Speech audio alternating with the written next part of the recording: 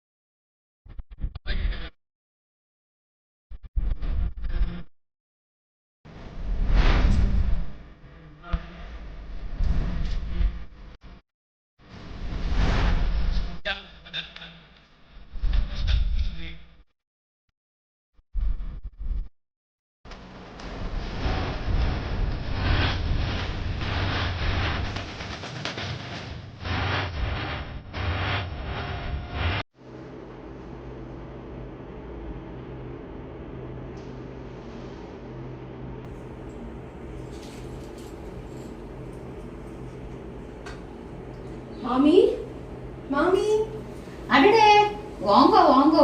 ஆயுசு 100 உங்க 2 பேருக்கும். உட்காருங்க. இப்பதான் உங்களை நினைச்சுட்டே இருந்தேன். கரெக்டா வந்துட்டு.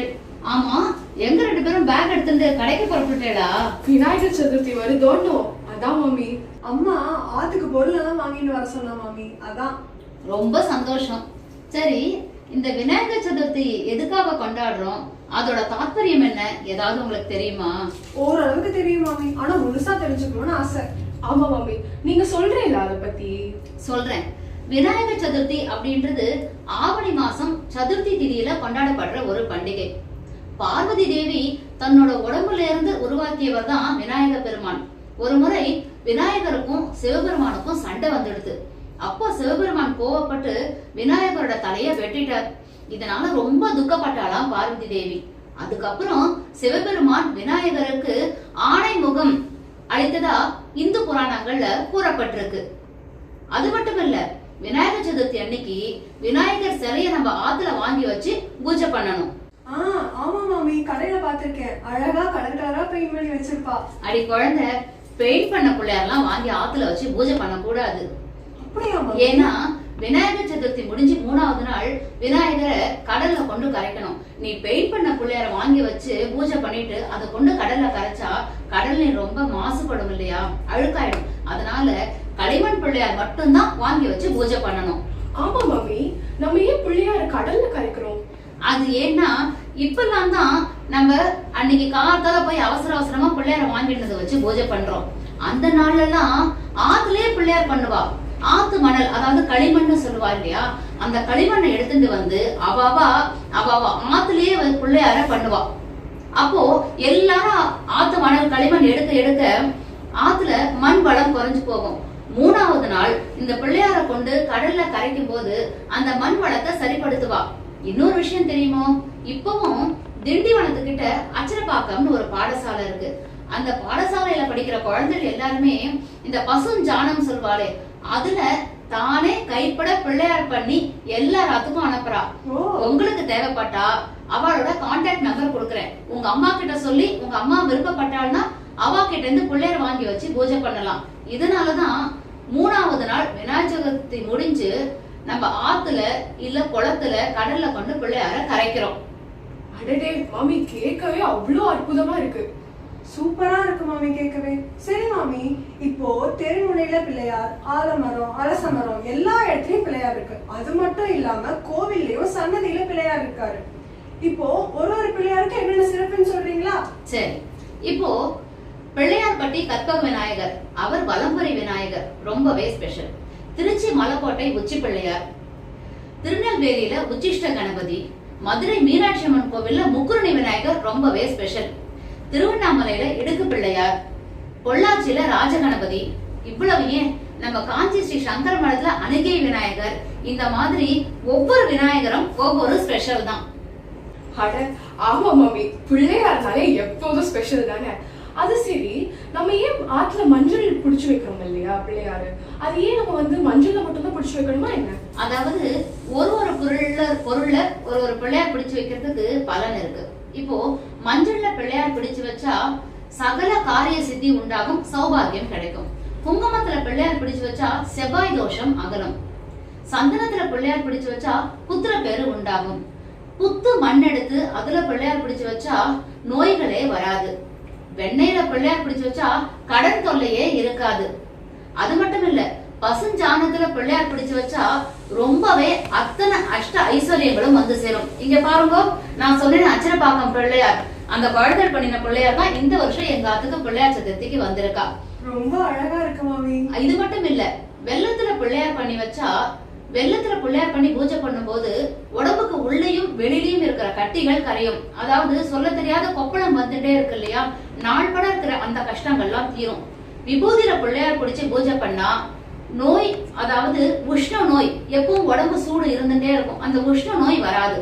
இந்த மாதிரி ஒவ்வொரு பொருளையும் பிள்ளையார் பண்ணி பூஜை பண்றதுக்கு ஒவ்வொரு தாத்பரியம் பலன் இருக்கு.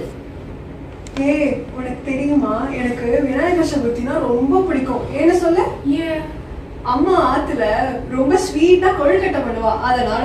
அதான பார்த்தேன், இவ எங்க இன்னும் சாப்பாடை பத்தி பேசலன்னு நினைச்சேன் மாமி, இதோ பேசிட்டாரே. ஆமா மாமி, நம்ம விநாயகர் சதுர்த்திக்கு என்னென்ன நைவேத்தியம் எல்லாம் பண்ணுவோம், அதை பத்தி சொல்லுங்க. அதாவது கைத்தல நிறைத்தனி அப்பமோடு அவல் பொறி கப்பிய கரிமுகன் அடிப்பேணி அப்படின்னு ஒரு பாட்டே இருக்கு.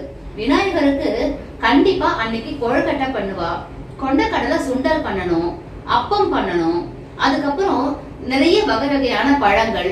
இது மட்டும் இல்ல, கம்பு, கரும்பு, இது எல்லாமே நம்ம விநாயகருக்கு நைவேத்தியம் பண்ணணும். கரும்பு ஏன் அப்படின்னா ஆணை முகத்தவன் தானே, யானைக்கு கரும்பு ரொம்ப பிடிக்கும், அதனாலதான் விநாயகர் சதுர்த்திக்கு கரும்பு வாங்கி வச்சு நைவேத்தியம் பண்ணணும். மீதி எல்லாம் அவாவா சௌகரியத்துக்கு அவாத்துல என்ன நம்ம நைவேத்தியத்துக்கு ரெடி பண்றோமோ பண்ணிக்கலாம். இதெல்லாம் தான் பிள்ளையாருக்கு கண்டிப்பா ரெடி பண்ண வேண்டியது. அலங்காரம் அப்படின்னு பார்த்தேன்னா பிள்ளையாருக்கு எருக்கும்பூ மாலை வாங்கி சாத்தணும், அருகும்புல் வைக்கணும், கண்டிப்பா அவருடைய வாகனமான மூஞ்சூர் இருக்கணும். இது எல்லாமே நம்ம ஆத்துல பஞ்சுல வஸ்திரம் பண்ணி பிள்ளையாருக்கு சாத்தணும். இப்படி எல்லாம் அலங்காரம் பண்ணி நைவேத்தியம் பண்ணணும். ஓ, இதெல்லாம் இருக்கா மாமி? இங்க பாரு, மாமியோட பேசிட்டு இருந்ததுல நாழியானதே தெரியல. ஐயோ ஆமா மாமி, உங்களோட பேசிட்டு இருந்ததுல வந்த வேலையை மறந்துட்டோம். மாமி, உங்களோட பேசிட்டு இருந்தது ரொம்ப யூஸ்ஃபுல்லாவும் இன்ஃபர்மேட்டிவாவும் இருந்தது மாமி. இன்னொரு இன்ஃபர்மேஷனும் சொல்றேன். பிள்ளையார் சதுர்த்தி முடிஞ்சு 3வது நாள் பிள்ளையாரை கொண்டு கடல்ல கரைக்கணும்னு சொன்னோம். ஒருவேளை செவ்வாயோ வெள்ளியோ 3வது நாளா இருந்தா அன்னைக்கு நம்ம பிள்ளையாரை கொண்டு கரைக்க கூடாது. ஏன் மாமி? ஏன்னா விநாயகர் முழு முதல் கடவுள். செவ்வாய்க்கிழமையோ இல்ல வெள்ளிக்கிழமையோ பகவானை நம்ம ஆத்த விட்டு நம்ம வெளியில அனுப்புவோமா? பண்ணக்கூடாது. அவர் குழந்தை தெய்வம் இல்லையா, அதனாலதான் 3வது நாள் செவ்வாய் இல்ல வெள்ளி இருந்தா அதை தவிர்த்துட்டு 5வது நாள் தான் கொண்டு கரைக்கணும். இதுதான் அதோட காரணம். ரொம்ப சந்தோஷம் மாமி. அப்ப நாங்க புறப்படுறோம் மாமி. பாத்தேடா, உங்ககிட்ட பேசிட்டே இருந்து ஆத்து வேலையெல்லாம் அப்படியே விட்டுட்டேன். நானும் இனிமேதான் ஆத்து வேலைகளை பார்க்கணும். சரி, 2 பேரும் பத்திரமா பொருள் எல்லாம் வாங்குறது கடைக்கு போயிட்டு வாங்கோ. உங்க அம்மா சொல்ற பொருளை மறந்துடாது. என்ன தேவையோ எல்லாம் பார்த்து வாங்கிக்குங்கோ. சரியா? நானும் ஆத்து வேலைகளை பாக்குறேன். சரி மாமி, பிள்ளையார் சதுர்த்தி நல்வாழ்த்துக்கள். உங்க எல்லாருக்குமே நம்பாத்து பெரியவா யூடியூப் சேனல் சார்பாக விநாயகர் சதுர்த்தி நல்வாழ்த்துக்கள்.